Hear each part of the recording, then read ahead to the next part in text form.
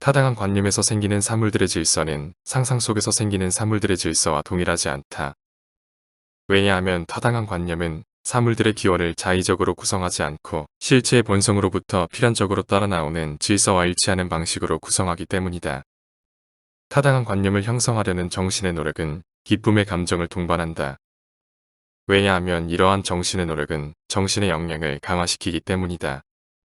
자기 자신과 사물의 본질은 모두 신을 원인으로 하고 있기 때문에 신을 인식할수록 자기 자신과 사물을 더욱 잘 이해하고 파악할 수 있다. 그리고 이러한 이해는 신을 원인으로 한 기쁨의 감정으로 자극되어 변화된다. 더욱 더 많은 사물에서 신을 인식하는 정신은 더욱 더 신을 향한 기쁨으로 자극되어 신을 인식하게 된다. 이러한 정신의 노력으로 사물과 자신과 신에 대한 이해가 신의 정신과 일치했을 때 이러한 정신은 신의 정신과 동일하다. 정신의 이러한 이해는 신에 대한 지적 사랑을 가능하게 하고 지적 사랑은 신이 자기 자신을 사랑하는 것과 동일하다. 스피노자의 신의 개념에서는 인간에게 공포를 주고 복종을 원하는 신의 모습을 찾아볼 수 없다. 오히려 신을 인식할수록 기쁨은 증가하고 기쁨의 증가는 더욱 더 신에 대한 인식을 추구하게 된다. 따라서 선은 신과 가까워지는 것이고 악은 신과 멀어지는 것이다. 신체의 변형은 모두 신을 원인으로 한다. 따라서 신체 변형의 관념은 신에 대한 관념을 수반해야 한다. 외부 사물을 원인으로 신체가 자극받아 신체의 변형이 발생하였을 때 그리고 그것이 슬픔의 감정일 때 외부 사물을 스스로의 의지로 작용하는 유한하고 독립적인 사물로 보지 않고 신이 언제나 그리고 모든 곳에서 활동하는 방식으로 이해한다면 이러한 슬픔은 완화될 것이다. 이 부분에서 스피노자는 정신의 영원성에 대해서 얘기한다. 신체가 파괴되면 신체의 변형으로 구성된 인간의 정신 역시도 사라진다.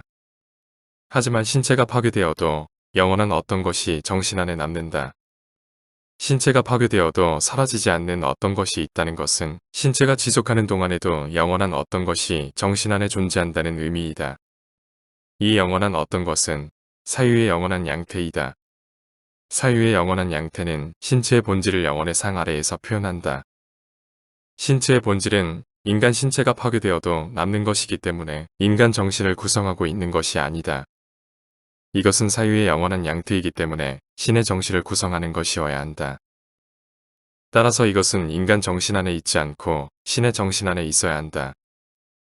신의 정신의 관념은 사물들이 어떻게 실체의 본성으로부터 따라 나오는지에 대한 우주의 원형과 우주 형상에 대한 타당한 관념이다.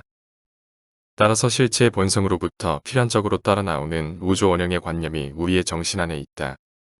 그리고 이러한 관념을 가지는 한에서 우리의 정신은 신의 정신과 동일하다. 스피노자가 얘기하고자 했던 것은 우파니샤드의 결론인 당신이 바로 그것이다 라는 걸 말하려는 것으로 보인다. 즉, 우리의 본질이 양태인 인간이 아니고 실체라는 것이다. 인간은 인간인 한에서 능동적인 원인이 될 수 없다. 왜냐하면 능동은 오직 실체에만 관계되어 있기 때문이다. 실체만이 자신의 본성의 필연성에 의해서 작용한다. 양태는 다른 것 안에 있으면서 다른 것에 의해 파악되고 다른 것에 의해 결정되는 수동적인 것이다. 따라서 우리가 직관지를 소유할 수 있다는 것, 정신 안에 영원한 것이 있다는 것, 신체가 파괴되어도 정신 안에 신체 본질의 관념이 남는다는 것은 우리가 바로 실체라는 것을 의미한다. 즉, 우리가 보는 사물들은 우리 정신 안에 있고 우리로 인해 인식되는 것이고 우리로부터 생겨난다는 것이다. 이러한 정신은 더 이상 인간 신체 안에 갇혀있는 정신이 아니다. 오히려 신체와 사물이 정신 안에 속한다. 신이 무한한 한에 있어서는 유한한 어떤 사물도 경험하지 못한다.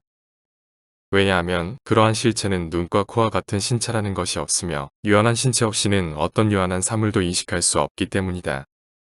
실체가 유한한 양태를 경험하는 방법은 사유의 영원한 양태인 신체의 본질을 통해서 유한 양태를 산출하고 유한 양태를 통해서 세계를 인식하는 것이다.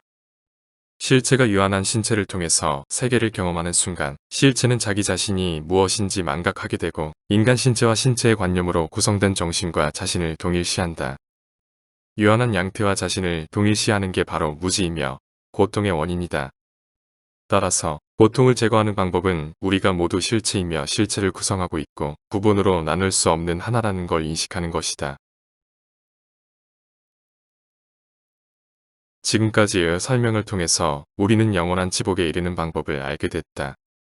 그것은 신을 인식하는 것이고 우리의 정신이 신과 점점 더 일치해서 종국에는 신과 하나가 되는 것이다. 인간은 행복을 추구하지만 정신이 신과 하나가 되었을 때는 행복을 소유하게 된다. 왜냐하면 이때에는 행복을 향한 추구와 노력이 사라지기 때문이다. 행복을 향한 추구는 의지이며 의지는 욕망과 같으며 욕망은 결핍을 포함하고 있다.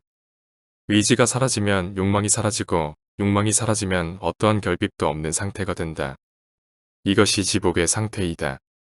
스피노자가 욕심을 억제하는 능력은 지복 그 자체에서 생긴다라고 했던 이유가 바로 이것이다. 윤리는 노약자에게 자리를 양보하라는 지침이나 규범이 아니다. 윤리는 실체가 오직 하나라는 인식과 지복의 상태에서 필연적으로 따라 나온다.